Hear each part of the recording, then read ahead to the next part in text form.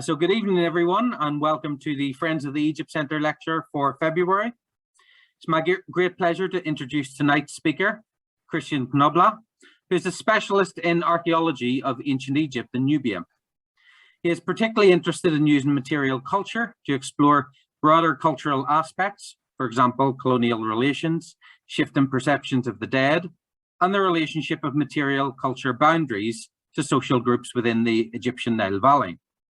His research draws on fieldwork projects in Egypt and the Sudan. Christian is the Assistant Director of the University of Michigan Abydos Middle Cemetery Project and co-directs with Laurel Bestock of Brown University, the Oronati Regional Archaeological Project.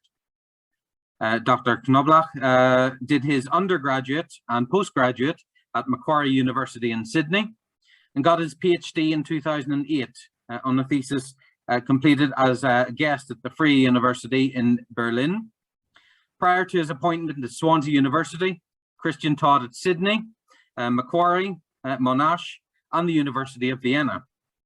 Most recently, he was a postdoctoral researcher at the Austrian Academy of Sciences, and he's currently completing a monograph based on that research, which is titled Material Culture and Society, Abydos Assemblages from the Late Middle Kingdom until the Early New Kingdom. Christian is also working actively with the Egypt Centre on various projects with the students, and it's a great pleasure to be able to cooperate with Christian on pottery projects, as well as various modules that we have going on. It's really a great asset to Swansea University. And of course, thank you, Christian, for agreeing to give this talk tonight. So over to you, and thank you. Yeah, thank you, Ken. It's wonderful to be able to work with you in the Egypt Centre, and I'm very happy to give this talk tonight because the Friends of the Egypt Centre do so much for Egyptology at Swansea. Tonight, I'm going to give you a first overview of the work. I haven't spoken to the Friends before about this project, and I hope that in the coming years, I'll be able to give a yearly update on our work. So the Oronati Regional Archaeological Project is a project that I co-direct with my colleague and dear friend, Dr. Laurel Bestock of Brown University. And we run this together essentially under the auspices and with the support and assistance of the National Corporation of Antiquities and Museums, Sudan, and especially, of course, their wonderful inspectors. They contribute an enormous amount to the project when we're in the field. Today, I'm very aware that I'm speaking to a general audience, and so I'm going to be giving you an overview of the background to the site and what we've been working on, and then kind of thinking about how we can develop the project going forward. First things first, though, I'd just like to stress that although I'm the lucky one who gets to talk about the project to you tonight, the results you're seeing are the hard work essentially of a number of very highly skilled professionals and very well-trained postgraduate students who, despite the rather Spartan living conditions and living arrangements on the island, they're an absolute joy to work with and produce wonderful results. You can see our team on the top left here. We work with archaeologists, architects, specialists in archaeological science and archaeometry, archaeobotanists, surveyors, and ceramicists.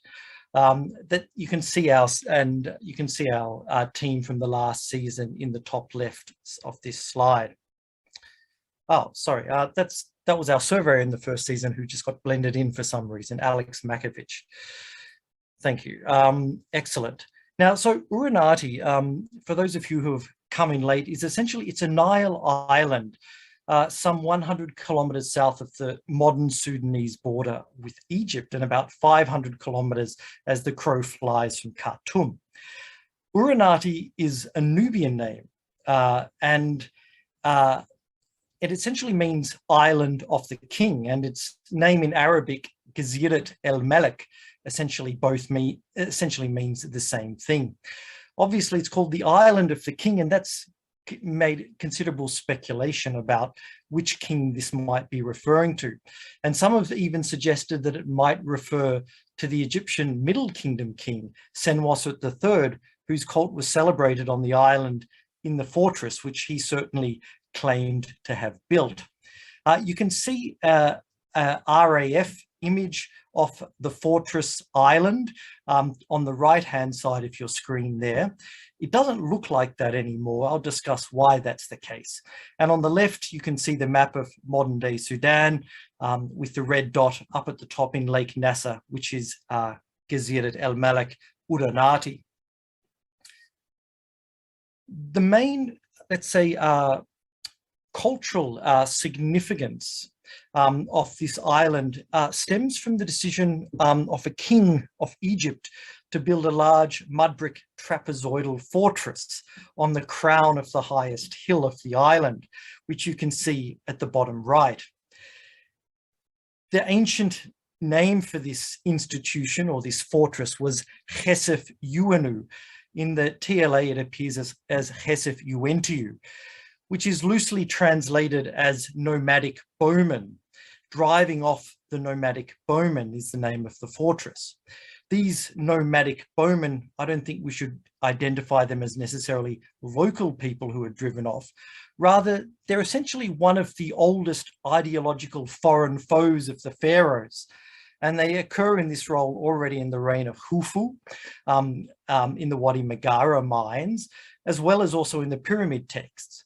I think, though, it's really important to remember that in the Middle Kingdom, when this fortress was built, the Uanu then appear as alongside Asiatics, foreign countries, and more generally Nubians as the defeated enemies of Pharaoh. You can see some administrative devices or seals on the left-hand side of your screen, which show some orthographic variations. I think in any case, the fact that this aspect of royal ideology is used as a name here means that I think it's legitimate to consider the fortress in some degree as certainly the materialization of royal ideology in the colonial Nubian landscape. Now, the fortress of Chesef Uanu or Uentiu, and the identification of that with the island of Uranati has long been secure. In fact, it's been secure since at least the discovery by Georg Steindorf of a stele of Senwosret III at the island in the early 20th century. The stele is now one of the absolute treasures of the wonderful museum in Khartoum. But of course, it's a duplicate of the much more famous stele erected by the same king nearby at the fortress of Semna, and that was found half a century earlier by the Prussian scholar Richard Lepsius. Both of these stones, the one at Semna and the one at, Uranati, are dated to the same year, year 16, and they record the erection of the stele, perhaps to mark the completion of the two forts, and certainly the inauguration of the royal cult at both sites. As is clear from the analysis of the text by Boyo Ockinger, the text not only records the setting of the boundary, but it also records the placement of a statue in ancient Egyptian Tut of the king at the site, most likely the statue of Senwosret III that was found at the site and is also now in Khartoum.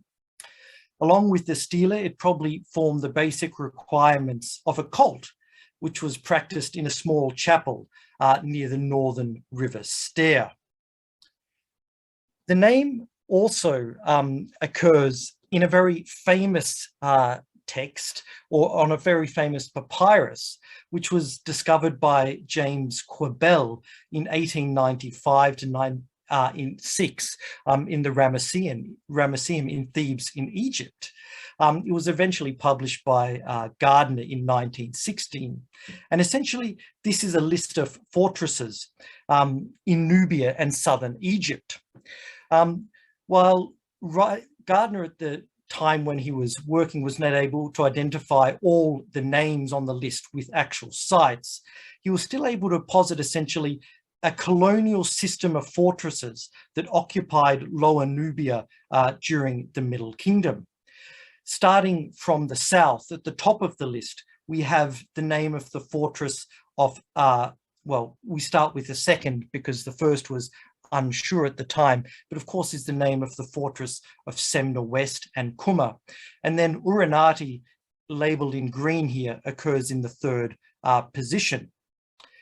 All in all, there are 13 names on this list that refer to the area of occupied Nubia during the Middle Kingdom. Those in the blue box at the top on the left are essentially those fortresses which are found in that tiny little inset in the bottom of the map, which you can see on the right-hand side, blown up in the top left-hand corner. These are the fortresses of Semna, Kumas, Uranati, and Shalfak, and another fortress further to the north. The fortress names that you can see down in the box in red are then the fortresses of Lower Nubia, the area between the first and the second Nile cataracts, in the more heavily populated areas of Nubia, which you can see on the right. As we now know, there's a clear chronological dimension to the distribution of these fortresses. Those in the red box, in the wider expanses of Lower Nubia, were all constructed during the earlier 12th dynasty, starting probably with the reign of Amenemhat I and certainly Senwosret I, when he erected his victory stela at Buhen, which is now in Florence, while those in the red box, indicating that small inset in the top left-hand side, were all built essentially at one time during the reign of Senwosret III, which dates, I guess, in absolute terms to around the middle of the 19th century BCE. While the sites of this area were well known from textual accounts and also from the reports of early travelers who moved through this area in the late 19th, early 20th century, the archaeology of the site, and indeed most of the fortresses of the Second Cataract region, first came to light with the large-scale excavations of the Boston Museum of Fine Arts and Harvard expedition under the leadership of George Andrew Reisner, who of course was devoting most of his attention to his excavations at Giza and in Egypt, but also had a substantial contribution to Nubian archaeology, excavating at Kerma, as well as some of the Napatan royal cemeteries. He first visited the site in 1923, excavating some of the most important finds from the site during a brief reconnaissance mission. But the real excavation started in 1928 and continued into 1930. The excavations you can see on the left-hand side are generally thought of course, being led by white European or American men. But of course, we should imagine that the majority of the people at the site, and in fact, we know this, were Nubian workers, as well as specialist workmen who had been employed by Reisner to come from Egypt to work on the site especially. Reisner, in fact, was not present at the site during the excavations. Rather, excavation duties were devolved to an Englishman, a man from called Lieutenant Commander Noel F. Wheeler. And it's him who you can see supervising the Nubians here, pushing, I think it's a ford up one of the hills around Uranati. This is him here in a photo of H. Phelps Clawson, who was one of the photographers for the Boston Museum of Fine Arts. You can see him here in Nubia, with weapons ready to excavate. Wheeler, in fact, was on site with often his wife, sometimes a photographer and sometimes an artist, in the middle of nowhere with no electricity, with very long lines of communication and supply. And we should be very thankful, I guess, for the amazing job he did at the site, all things considering. That being said, the rate at which he worked is really mind-boggling, according to modern standards. Essentially, he worked 2 winter campaigns at the site. And in this time, he excavated the entire fortress. And you can see his plan of the fortress here, which is a massive settlement, which a modern excavation would probably take 5 to 10 years to excavate, I imagine. In addition to the fortress, he excavated a temple, an outer fortress, a cemetery, which is on the island, as well as a reconnaissance survey of the entire island, where he also then excavated a so-called palace at the southern end of the island, which you can see on his plan of the island. A photograph of the palace during excavation is shown here. This entire palace so-called palace was identified essentially 10 days before the end of excavation and excavated in 9 days at the very end of the last season.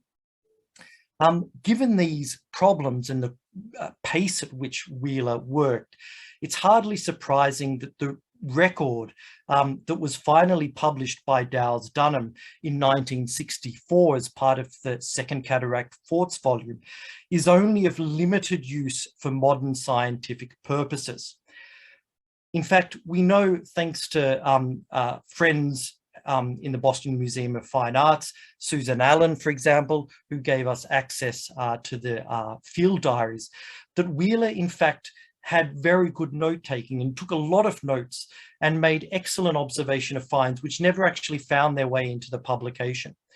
What they essentially show is that this plan that you can see here in the image is essentially something that's been tidied up and is an attempt to show the fortress as it was founded during the reign of Senwosret III. What is omitted from this plan, and what we don't see in any of the documentation, is the fact that this was an evolving community and that the architecture over time responded to the needs or was adapted to the needs of the people living there for near to 2 or 3 centuries. So let's say that we have an extremely static view of the fortress architecture from the original publications. Now, Uranadi, of course, wasn't by itself. It was with a number of other fortresses, the fortress of Semna, Semna South, and Kuma and Shalfak, in a very small area at the in an area of the Nile Valley, which is called the Button el Hajja. This is the Arabic name for it. If we translate it into English, it translated something like the belly of the stone. And it's, of course, a reference to the fact that the landscape here is extremely, I think David Attenborough would describe it as, it's a hostile landscape and a hostile environment. There's almost no arable land. The carrying capacity is very low, meaning that there's been only very small population centers here from antiquity to the present day. Essentially, we only have large populations living here at very peculiar and particular times of history. For example, during the Christian period in Nubia, when ideological reasons and religious reasons meant people sought out liminal landscapes.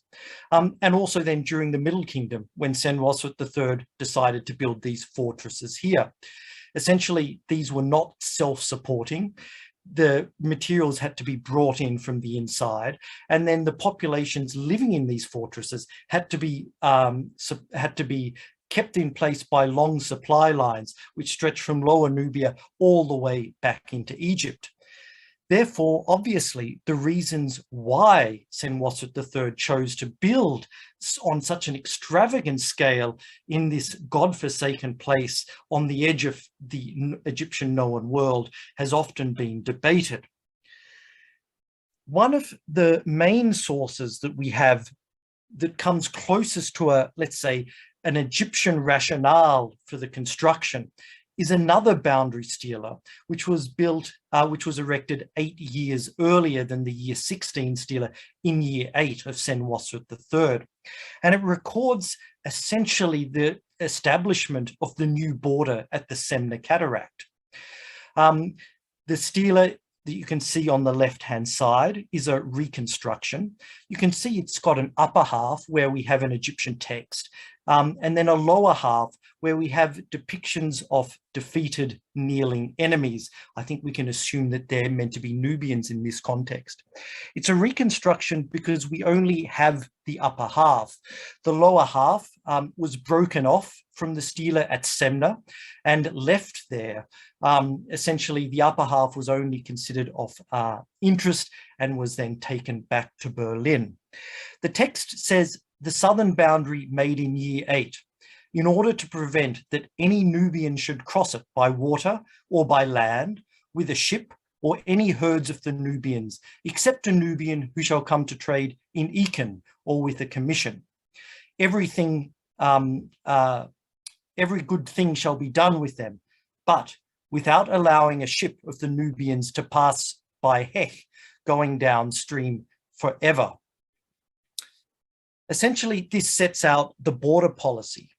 On the one hand, it dwells on the ideology of a firm boundary, essentially to stop the unregulated northward movement of Nubians, which makes sense considering that Kush of the Middle Bronze Age, based in Kerma, was a serious threat to Egyptian colonies in southern Egypt, in Lower Nubia. But if we read the text literally, we also see it provided essentially for a regulated or legalized procedures for those coming to trade or on what we might term diplomatic missions. These latter might pass the boundary and travel as far northwards as Eken or Megissa, which seems to have been an important market town, but certainly not on their own craft. Presumably, they would have to first disembark in the region of Hech, usually identified as Semna, and move northward by the land route. As is quite rare, it's actually possible to map this policy out onto the ancient landscape. We can see that the choice of Senwosret III to set the boundary at Semna was certainly no accident. It's here essentially that the river is forced through a narrow 20-meter chasm, which you can see up here through a narrow gorge where the whole Nile River is essentially forced through here. On the other side of the gorge, we have on either side, we have then the fortresses of Semna West and then Semna Kuma. Essentially, together with this natural river gate, they formed an impenetrable barrier for riverine traffic. Boats coming from the south, we imagine from the area of Kerma on trading missions, would then have had to have disembarked before they reached this barrier. Probably they were disembarked, they disembarked in this natural bay just to the south where the fortress of Semna South is, which was excavated in the Save the Nubian Monuments campaign. Here, goods would have been unloaded, and once from there, then goods and peoples would have then moved south to the fortress of Semna West, where further controls could be expected. Upon leaving the fortress of Semna West down at the bottom, the caravans then would have proceeded by foot and donkey, staying close to the western riverbank until they reached essentially the southern tip of the island of Uranati, where there was a small quay no longer preserved. From here, they could either cross to the island or head north, then across the desert, until they came down to the river again at the fortress of Eken, which is mentioned in the year 8 stela as the destination for goods and men coming from the south. Archaeology from the Archaeological Survey of Nubia also then provides details not known from the text. We know, for example, that the 7 kilometers of the road going from Semna South up to Uranati was defended essentially by a monumental mud brick fortification wall that was defended at intervals by rounded towers. For example, you can see one of these towers and the wall itself in the top left-hand of this slide. And the remains of the wall are shown in blue in these old aerial photographs, which were provided to me by David Edwards. Yeah.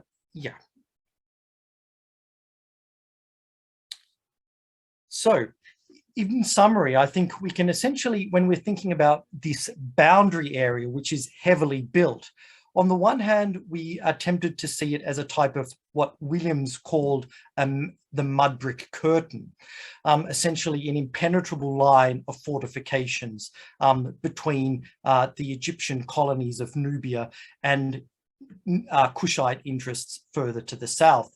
Adams also called it an ancient version of the Maginot Line.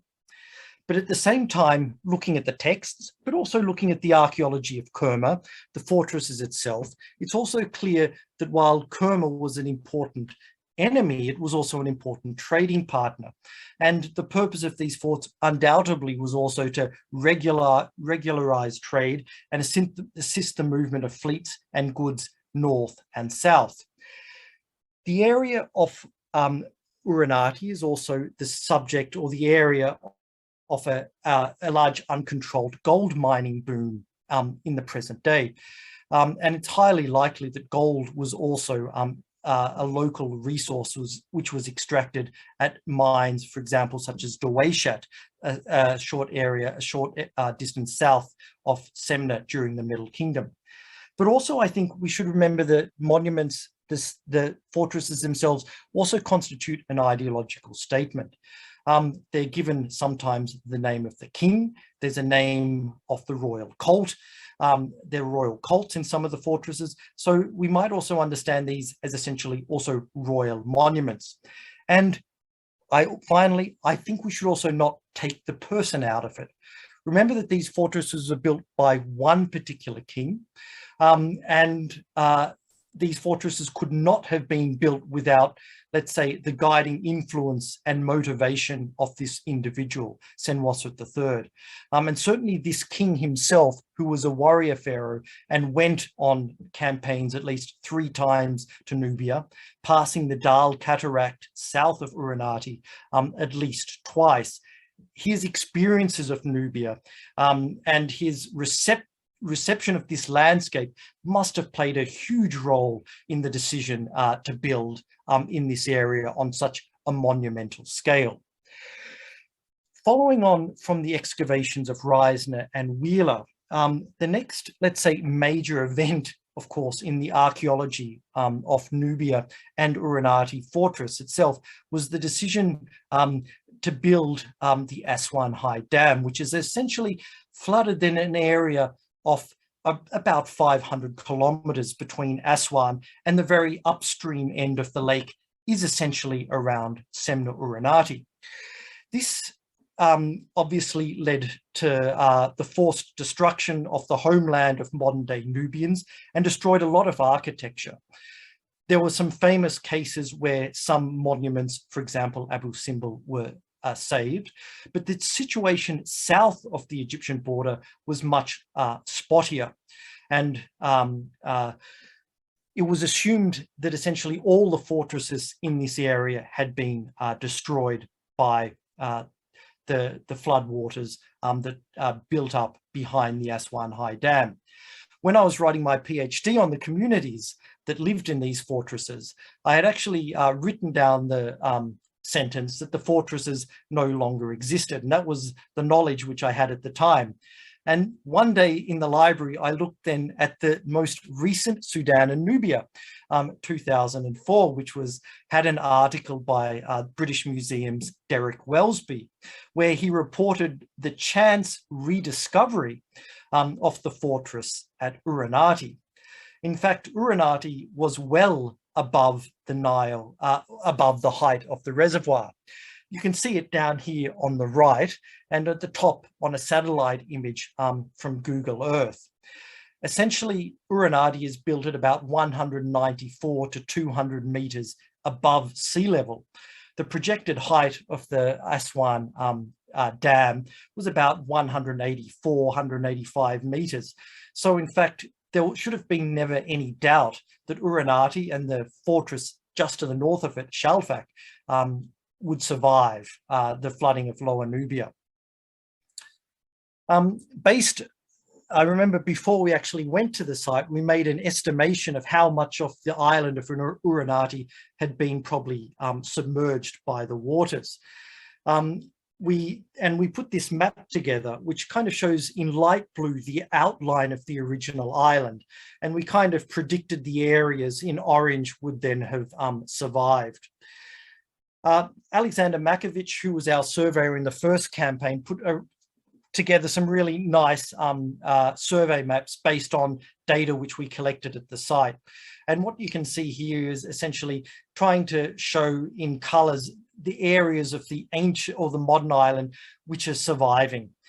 Essentially anything that's above yellow is pretty much above water most of the year. But what you can see from these images here is that the water level varies considerably. The height of the dam is influenced obviously by Egypt and its needs for hydroelectricity and irrigation purposes. So the Nile can be incredibly high, leaving the fortress on an island, but it can also be lower. And at this time, we can see then the island itself is surrounded by modern buildup of sediments, which you can see here, which makes Uranadi seem like a very fertile, lush place to live. But of course, in antiquity, it was nothing like this at all. The preservation of the fortress is quite mind-boggling. Wheeler, when he finished the excavation, didn't backfill it. So when you go to the fortress today, if you're lucky enough to be able to go there, you can essentially walk around the fortress as it was when it was excavated, which is obviously a problem for its long-term preservation. You can see that the architecture is made of mud brick and it's generally very well preserved. These are the internal walls, and you can see then some of the perimeter walls, which are the fortification walls of the fortress, are still preserved to a height of up to 7.5, 8 meters. Looking across the fortress, it's a little bit like walking around when you're walking through Pompeii.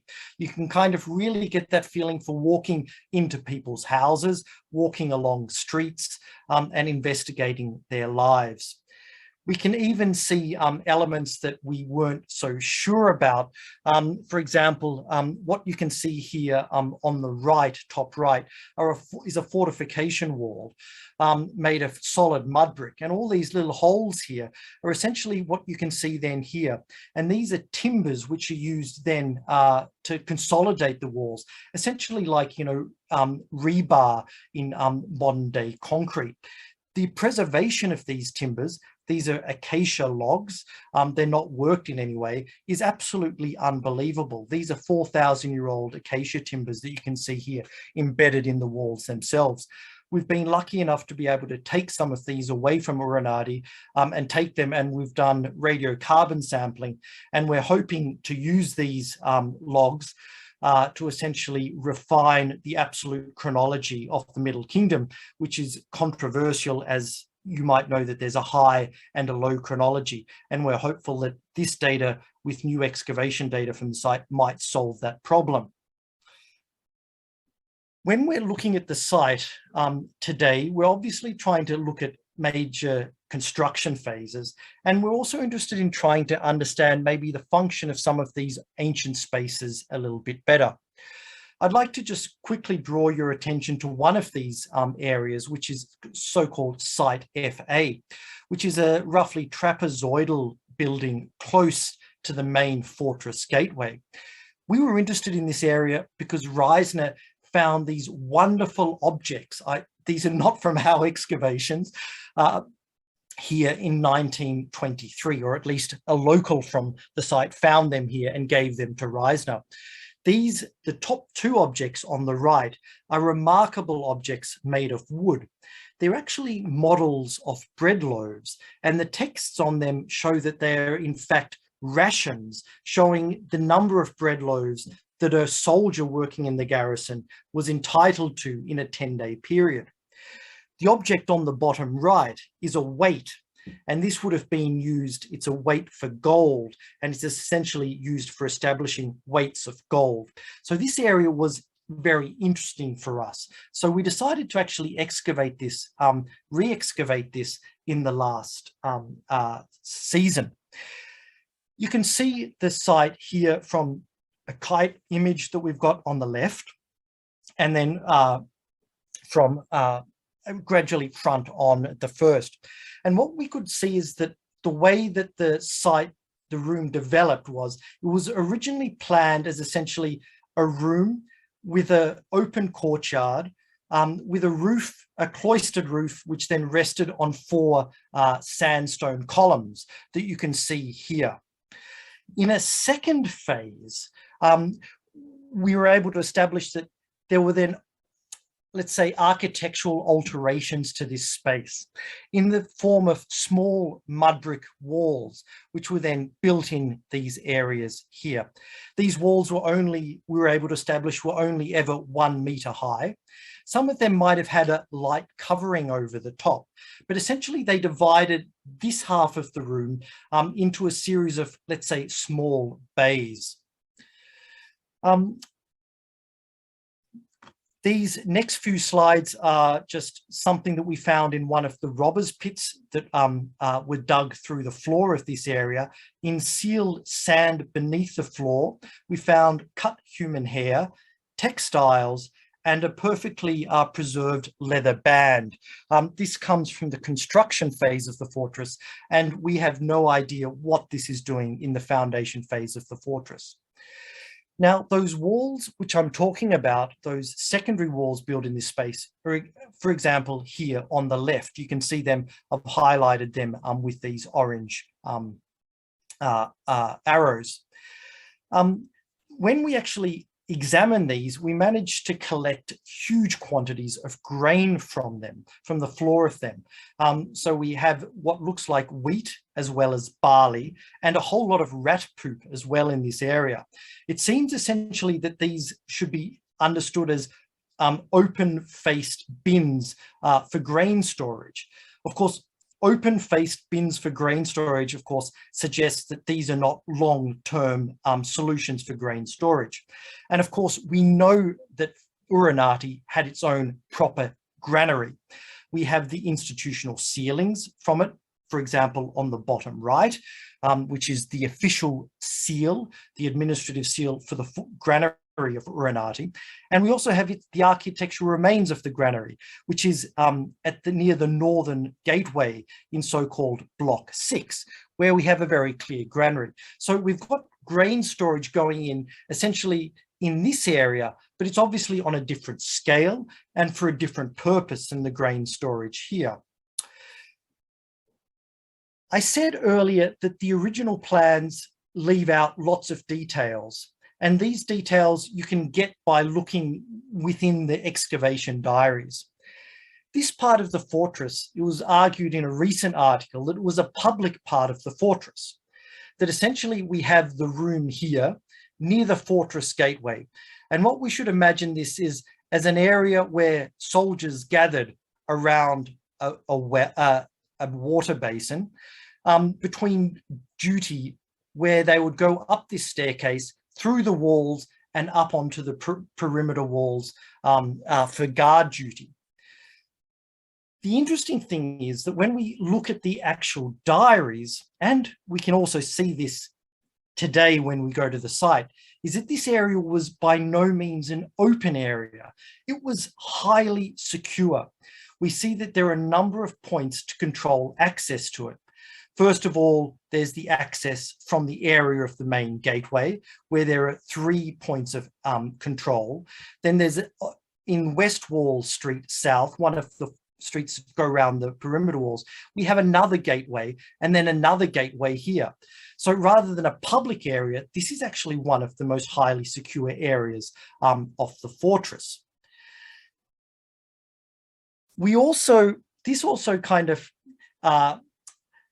So we think this area is a particularly secure area, but then we're starting to wonder about what this means. For example, the idea that this is a staircase that you can see here that leads up through the walls.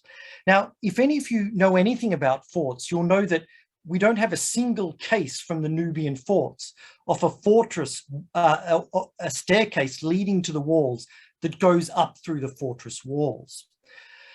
Rather, if we, for example, look at the fortress at Shalfak and look at the main staircase that leads to the walls, we see that it's always separated by a wall, a street, essentially. This, of course, meant that some kind of planks or a bridge could be made between the upper story of the staircase and the walls. And this could be retracted if the walls, for example, were attacked or something like this. They're never part of the walls, rather they're always essentially part of main administrative buildings. This suggests to me that this is in fact not a staircase at all. And in fact, Wheeler only found 2 steps of it.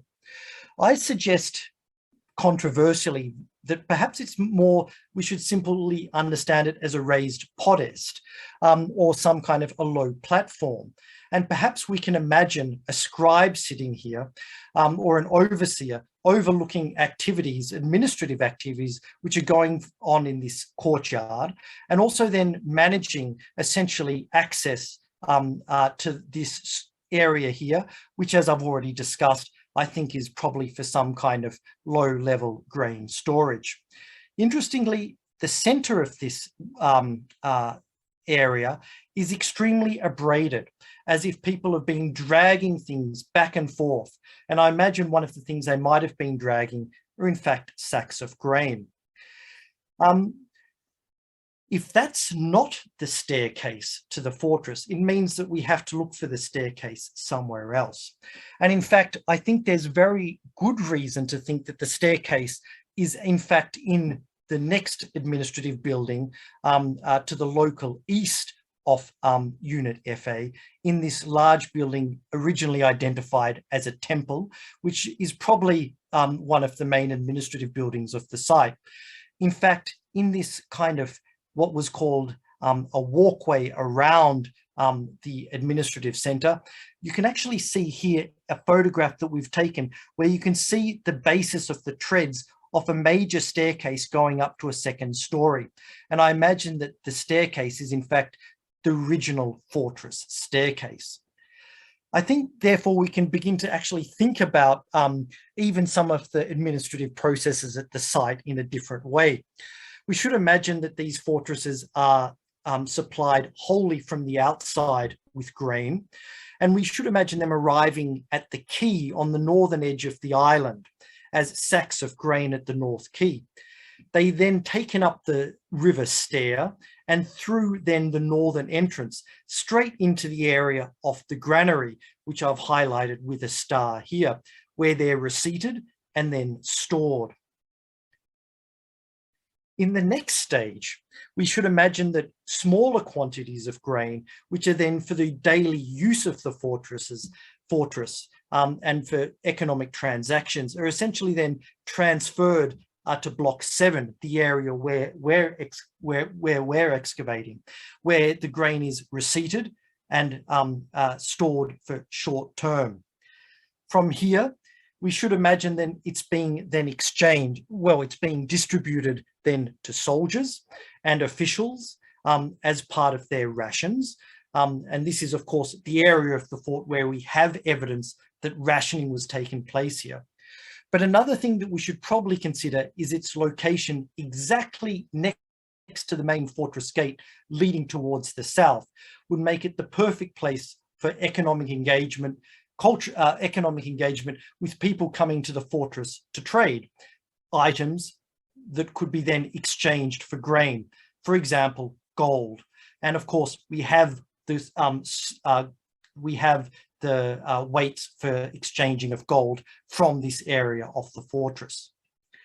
We're of course not only interested in administrative structures and economic processes, but also, you know, what were these people doing here and what was life like for the people living in the fortresses?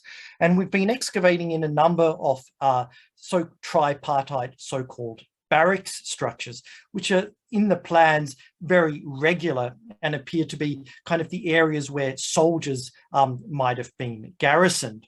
The idea is that the front room, which is on the street, is an area for cooking, weapons, upkeep and things like that, while then we have sleeping quarters in the 2 parallel chambers at the back. What we can see is, though, although the military architects who planned this had very clear ideas about what was needed, that the people living in these spaces adapted them for their own needs.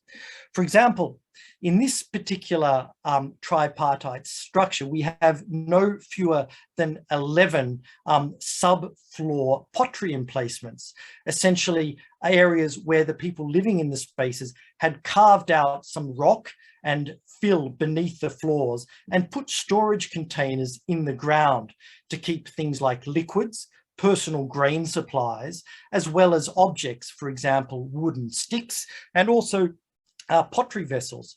This essentially riddled these floors with non-usable space for things such as sleeping.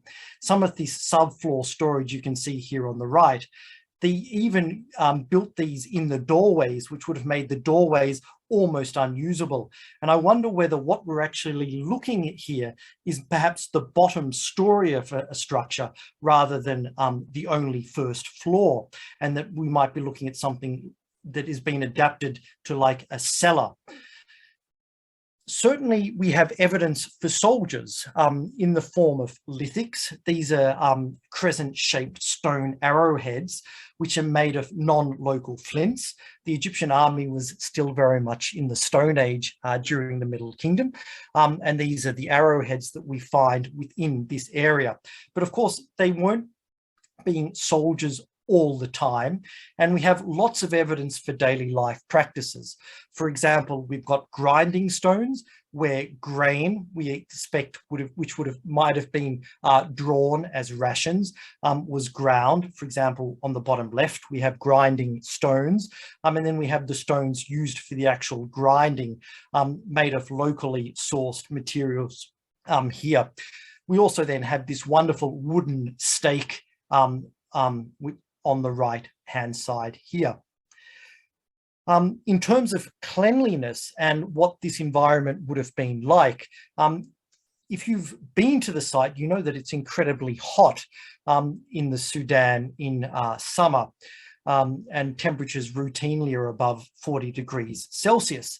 It's interesting, therefore, that the floor of this space is completely covered with fish bones that you can see on the top left, and then also in situ in the bottom right, along with string and twine. And we imagine this twine is actually part of nets which are used for fishing.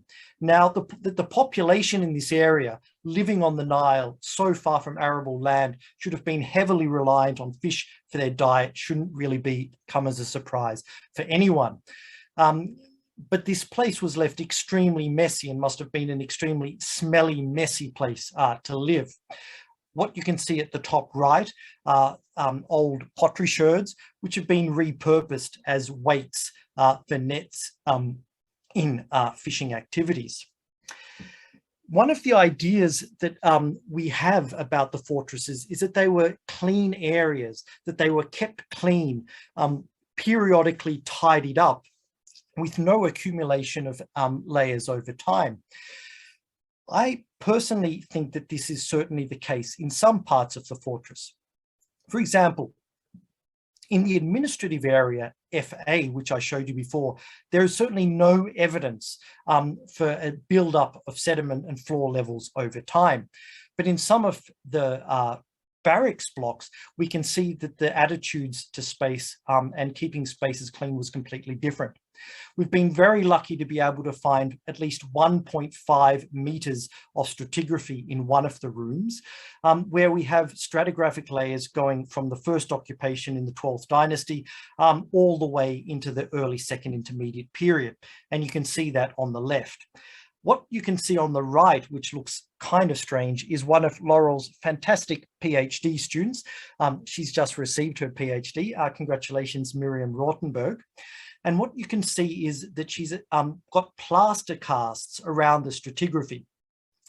She was able to remove the stratigraphy, and she's now doing micromorphological analysis of the floor levels to try and find out the activities of the people living in this space over time. One of the unexpected finds was in this layer of debris, which you can see here in between all these beautifully laminated floor levels, was then a deposit of administrative seals. These are mud seals which were applied to boxes and papyri. And essentially, it's an administrative device to show who was the last person to seal the box, or who was the person responsible for sealing a rolled papyrus, for example. From this one deposit, we have over 50 administrative seals. Most of them are decorative, but some of them have got titles of officials on them. Unfortunately, this comes from a trash deposit, and it's not an original deposit which relates directly to sealing going on in this area. But it does raise questions about some of the deposits of seals found by the earlier excavators at the site, and the subsequent use of these deposits for purposes of the synchronization of dynastic chronologies, which is a topic too big to get into now. The fortress also contains a small stone chapel of the New Kingdom. The stone chapel is built by Thutmose III, and it's decorated, and it of course elaborates an earlier 18th dynasty mud brick chapel, and probably a chapel of the 12th dynasty, where we should imagine the original context of the stela and statue of Senwosret III. The temple was investigated by Wheeler, and the last person to look at the temple in detail was Friedrich Hinkel, who investigated the possibility of moving the temple to Khartoum when it was clear that parts of Nubia were going to be flooded. Today, the temple is in a sorry state, and you can see it on the top left, and here the state of the temple. We are afraid that decorated blocks are being looted from the temple. The problem is that the site is incredibly isolated, and regardless of what we're offering, it's impossible to hire site guards to look after the site. During the last season, I did a full inventory of every single block from the temple. You can see the remains of one of the decorated blocks here. And we've put a proposal to NCAM to try and move the blocks off site, because there's no point really of having them on the site. The blocks are in a bad condition simply because they've been left exposed for 100 years, essentially, and they're basically being wind blasted by wind-blown sand, sand blasted from sand that's blown across the site from the west. So this is an area where I'd like to see further work in future. One of the characteristic features of the site is not only the architecture, but it's what you can see here around the perimeters are essentially these mounds, which kind of look like these big mounds of sand. And these are the modern spoil tips from Wheeler's work, which surround the site. So they're not ancient middens, but essentially what Wheeler threw away and didn't consider worth taking to Khartoum. This has proven a very rich source of information on colonial material culture, and it regularly throws up some nice surprises. For example, on the left, you can see this small right-hand corner of a sandstone stela. It's fairly sure that, in fact, that it joins a 13th to 17th dynasty stela that's today in the Boston Museum of Fine Arts that you can see on the right-hand side. I think it's got the number 28, 1649. And it belongs to a chamber keeper of the provisioning sector who's got the name Arntif. This title is one of the more common titles in the Second Cataract forts. So it was the fortress, the stela was originally excavated by Wheeler, and we've probably found a missing fragment of it, which you can see on the bottom right. Interestingly, the new fragment adds a new name to the stela and the prosopography of the site, and it's Kai, and we should imagine there's possibly an adjective at the front, perhaps perfect is my car or something like that, but the preservation of this column of hieroglyphs is pretty pitiful.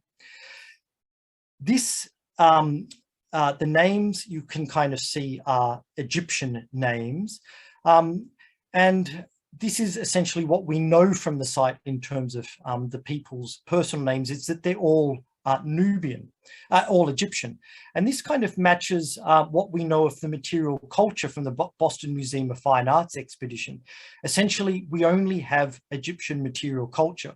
There's no or hardly any evidence for Nubians at all. And this kind of reconfirms this idea that the fortresses were essentially Egyptian spaces. However, if you dig around in the spoil heaps, you will immediately see that there's actually a lot of Nubian pottery.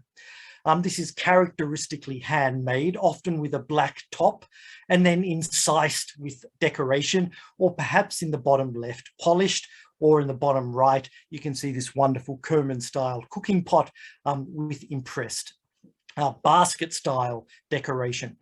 We have a lot of this pottery in the fact that it's noticeable, and it makes up sometimes up to 2 to 3% of the pottery that we can recover from the spoil heaps. Interestingly, the majority of these vessels were used for cooking, food preparation. For example, the vessels you can see in the top row here, but we also have finewares which were presumably used for consumption. And I think this essentially attests to the entanglement of Egyptian and Nubian material culture and customs and populations in this border zone. So rather than a mud brick curtain which separates Egyptians and Nubians, I think we have to start thinking of this zone as obviously one of interaction where all manners of borders could be essentially overcome in daily life. Of course, it raises the question why this material is not present in the publications of the Boston Museum of Fine Arts. And maybe that's something that we can address in some of the questions afterwards. So although the fortresses might have been constructed in part to keep Nubians out, I think like in many colonial situations along border zones, interests and populations simply didn't fall along simple ethnic or cultural lines. You might think of the Roman limes, for example, on the Roman border with Germania, where we have Frankish troops supporting Romans and Germanic tribes, also with some Germanic tribes actively assisting and fighting against the Romans, while others also then remained neutral. I think it's also noteworthy that we don't only have local Nubian culture, but also from the vicinity of Kerma and others from much further north, the area of Elephantina, suggesting that even the Nubians here were not one simple homogeneous block of people. I just show two images of finewares from the site. The pot on the left of course, is modern bone china. And we think this is probably one of Wheeler's teacups. And we found this on top of an excavation layer where he gave up. We imagine he might have thrown it onto the ground in disgust at what he was finding. And the one on the right is some fineware, so-called micaceous slipware, which is a type of pottery which is only found in Nubia and specifically around the Second Cataract forts. And I imagine it might have even been made at the fortress of Uranati itself. We often think of colonial societies, and certainly Reisner thought of them as essentially passively reproducing Egyptian cultural forms. But I think we can see here that there are craftsmen highly skilled who are exploring local landscapes, environments, resources, and experimenting with completely new technologies. In this context, it's worth mentioning that we've done work in the outer fortress in the last season, where we've excavated a pottery kiln, which appears to be part of a much wider landscape of, or a much part of complex of workshops. There are 2 further kilns to excavate, and I'm currently applying for funding to do proper scientific analyses of the materials we excavated. This is a so-called updraft kiln, and it dates to the first period of the Egyptian colony at the site. And the people here were producing, unsurprisingly, essentially vessels that were used in food production. For example, beer jars and bread molds. We have some amazing results or amazing material which has yet to be scientifically tested. We have, for example, wood, which was obviously part of the firing fuel, as well as grasses and charcoal, which is going to be analysed, and we can start thinking about how the fortress communities were using the local environment to fuel their firing activities, as well as unfired pottery, which you can see here on the right. Of course, the fortresses have this, we have this idea of the fortresses as being kind of isolated from the local landscape. And one of, I think, the most significant results of our new work is that even on the island of Uranati itself, that there are types of, or there's evidence for other types of Egyptian presences. For example, the sites FC East and West, which are preserved just above the highest water level of the present dam, and you can see them at the bottom left-hand image. These types of settlements are Egyptian. We only have Egyptian pottery from them, Egyptian material culture, but they're of a completely different architectural tradition. They're made of, not of mud brick, they're made of dry stone architecture. And we imagine that these might be the encampments of the people who might have been even responsible for the construction of the fortress, or they might be early camps on the island of people passing north and south. You can see one of these structures during excavation here. These are essentially round, dry stone hut-like structures, which we imagine are probably the basis of some kind of hut, which has then got an organic roof and wall. These hut structures were not limited to FC East and FC West. In fact, if we look at the old aerial photography, some of it which dates to the 1950s and 60s, we can see that these structures, in fact, continued all the way along the eastern bank of the Nile. What you can see here is an image, an aerial photograph of the southern tip of the island. And what you can see here, these faint outlines, is the area of the so-called Campaign Palace, which is believed to be a palace that was erected for Senwosret III while he was on campaign in Nubia. We can talk about this in the questions if you like. But you can see then that along then the edge of the island, we have stone structures which went all the way up the island. So maybe there's evidence here for a large extramural population linked possibly then to this area of the palace. We're called the Uranati Regional Archaeological Project because we are also trying to understand how these fortresses fit into wider patterns of human activity. And we've been doing surveys in the desert areas, certainly so far on the west bank of the Nile. Although this area is literally one of the best surveyed and best known archaeological areas in the world, due to it being surveyed in detail before the finalization of the Aswan High Dam, the previous surveys only ever reached the 180-meter line, which was the projected height of the reservoir. And that means that there's still a lot to be found in the surrounding deserts. During our first field survey in 2019, we found about 200 new features, including the remains of the famous wall which I was talking about, which connected Semna with Uranati. This wall you can actually see on modern satellite imagery where it enters and leaves the floodwaters. You can see it here, and we were able to ground truth it, and we can find remains of the wall here. And the interesting thing is that every part of the wall we've seen so far seems to have a different architecture. It's clear that the people who built this were essentially using what local resources were available to adapt the wall also then to the local subsurface. The Western Desert here is littered with sites. These are mostly of the Middle Kingdom through into the Second Intermediate period.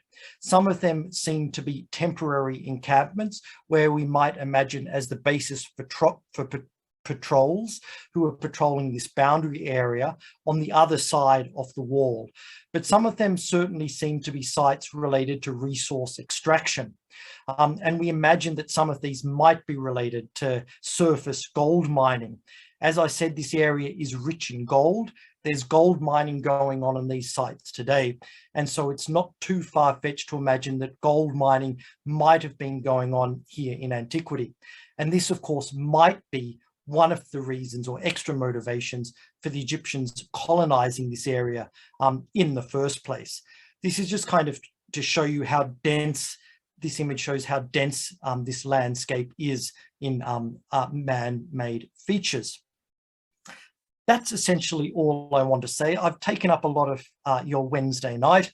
I'd like to finish just again by thanking my co-director, Laurel Bestock, the National Corporation of Museums and Antiquities, all the wonderful people who have worked with us since 2013.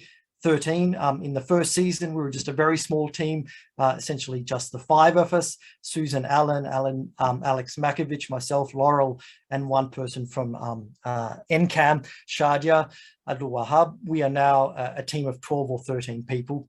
We hope to grow this team in coming years, especially with Swansea University graduate students. I'd also like to thank Bettina Bader, who's a PI of the Beyond Politics project, who funded my activity and my involvement in the project while I was in Austria. This last image is a watercolor, which is by our wonderful architect, Abigail Stoner, who does wonderful watercolors of the Senda Cataract. One time in the future, I'd like to organize an exhibition of her work in the Swansea Egypt Centre alongside photographs and some objects from the excavation. I thank you all very much for taking the time to listen to me on this long and winding talk. It's been an absolute pleasure to speak to you. And like I said, I hope to be able to give you updates in the future. For those of you who heard this talk 2 years ago, I apologize. We haven't been in the field for the last 3 years because of COVID. And then of course, the coup in the Sudan. And we really hope things that settle down in the Sudan, primarily for the people there, and so that we can also get back to work in the near future. Thank you very much again. And I'm very happy to try and answer any of the questions you might have. Thank you very much for that, Christian. That was fantastic. It's just amazing to see what potential there is with the site. How many seasons have you worked there? I don't know whether you said. How many field seasons have you had? Essentially only 4 seasons, Ken. Only 4? Yeah, and I should probably say that it's quite a remote area. And so we tend to have rather short seasons of just three or 4 weeks. We camp on the site and we bring all of our food with us, and we're essentially isolated and cut off for those 3 or 4 weeks. We try and collect as much data as we can in a short amount of time as possible. And then, yeah, so we tend to have shorter seasons rather than longer seasons. And of the fortress, how much would you say you've been able to uncover in those 4 seasons, percentage-wise? Yeah, okay, thanks. So far we've excavated one administrative area, and we've also now excavated 3 sets of barracks. And we've also then done a documentation of one of the major administrative buildings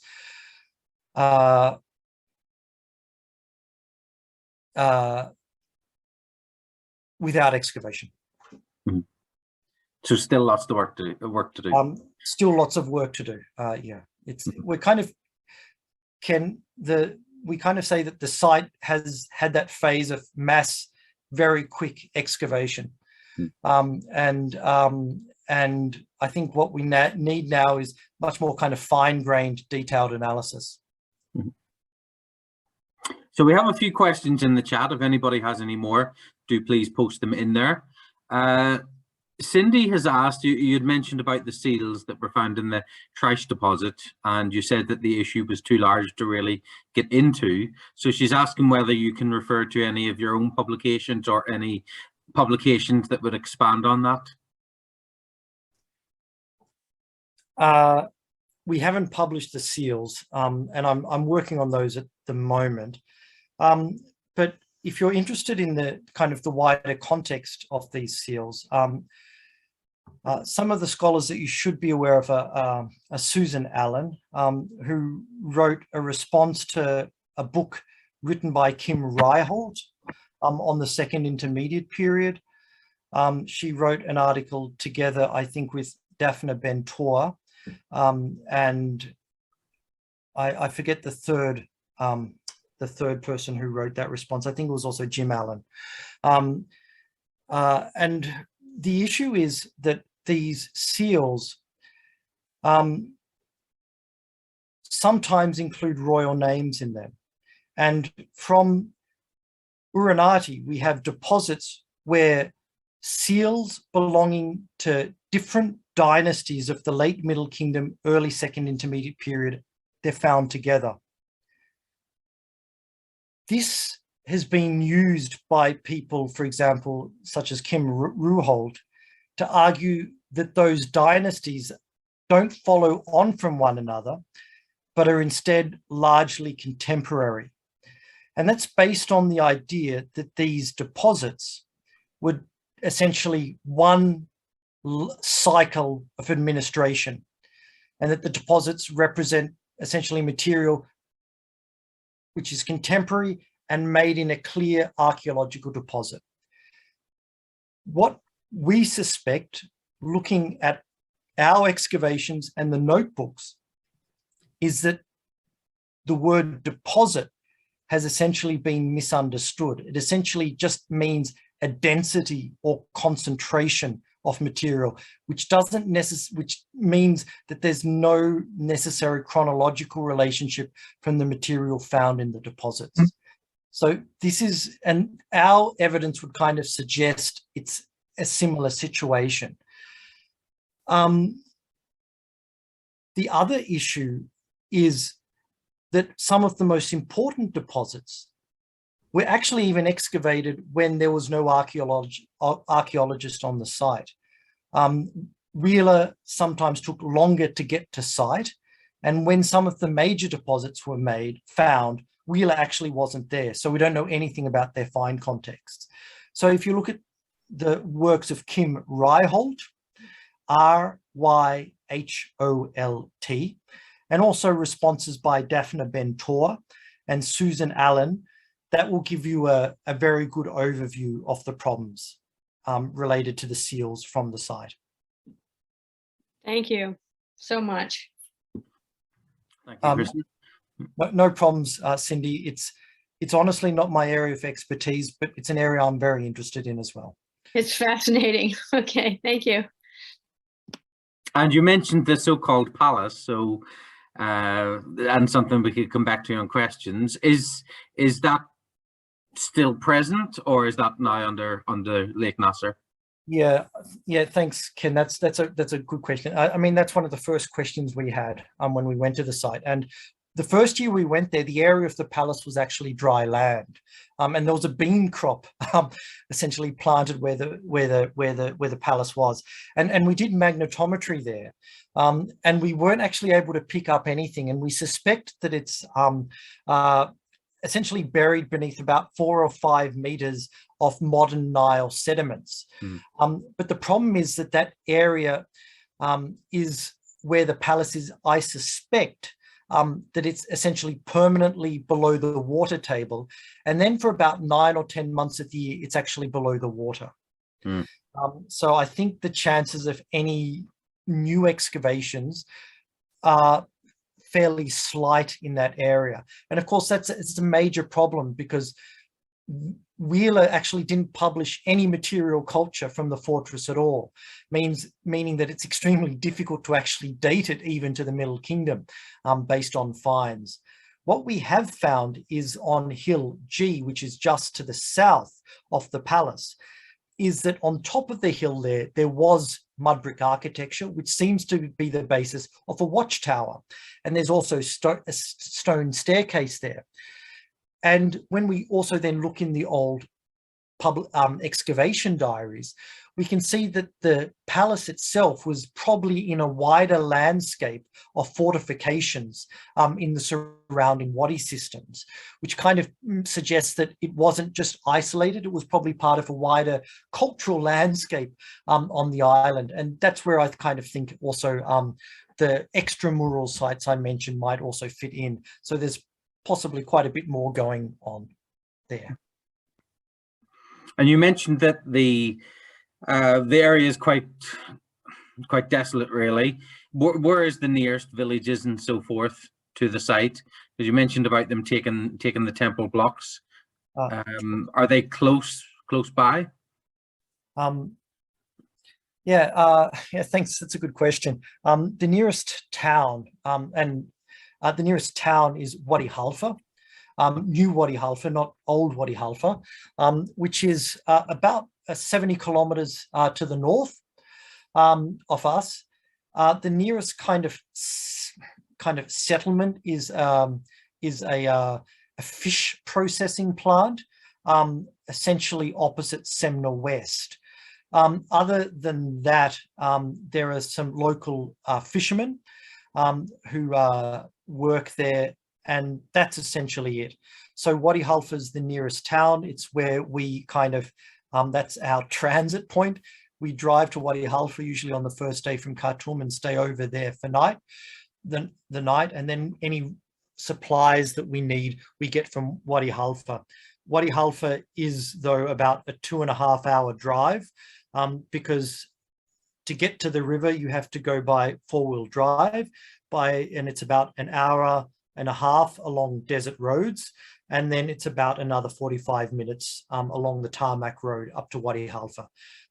We don't have Wi-Fi. We do have satellite phones. And if you stand on the very highest hill of Uranati and the wind is right and you wave your mobile phone, and if the gods are smiling on you, you will get mobile reception. Sounds like fun. When you were talking as well about back when you were writing your thesis, and assuming that Uranati was under the waters of Lake Nasser like everybody else, and it must have been around 15 years ago that I remember seeing a documentary on TV in which Derek went onto this island that had the fortress, and I remember a big fat crocodile just lying on the bank there. So I'm sure a lot of people would be interested to know is how many crocodiles you see as well when you're working at the site. We've seen crocodile prints. I remember on the first day on the site with Alex Makovich and also Susan Allen, and we were terrified of crocodiles, and we saw these huge crocodile prints, and we were convinced that we were all going to be eaten. But that was essentially the last trace of a crocodile that we've seen on the island.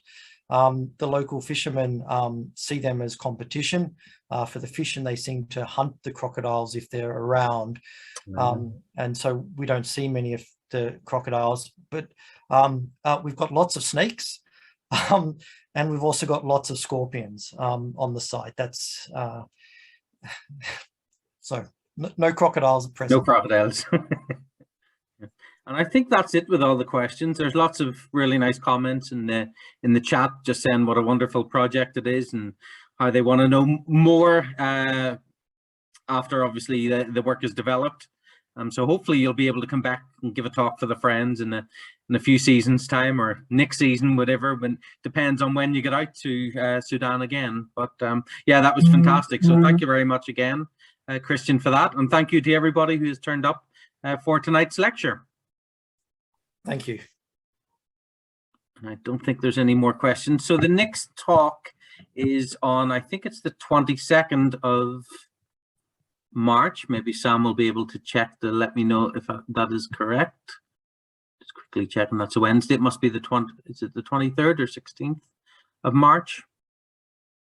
It's the 16th, Ken. I'll just put the link in the chat for you now. The 16th of March. Yeah, so Sam is going to post the link into the chat about that. It's a talk by Gemma Renshaw, who is a former student at Swansea University. She did her MA as well as undergraduate at Swansea, and she's currently doing her PhD at Southampton University.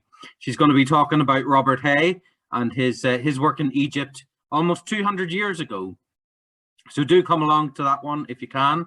Sam has also posted a link into the chat of a 5-week course that I'll be teaching starting from Sunday on the funerary artifacts of the ancient Egyptians, focusing mainly on the objects that we have in the Egypt Centre collection. And so if you're interested in that, that's the two Eventbrite links. So once again, thank you to everybody for attending today's lecture, and big thank you to Christian for giving his time for this fantastic lecture and give us an insight into the site of Oronati, which I see from a lot of posts in the chat. Most people didn't know anything about or didn't even know it existed. So it certainly enlightened a lot of people. So thank you again, Christian, and see you tomorrow. Thank you. See you, Ken. Bye, everyone. Bye. Thank you. Bye. Thank you so Bye. much. Thank you. Thank you.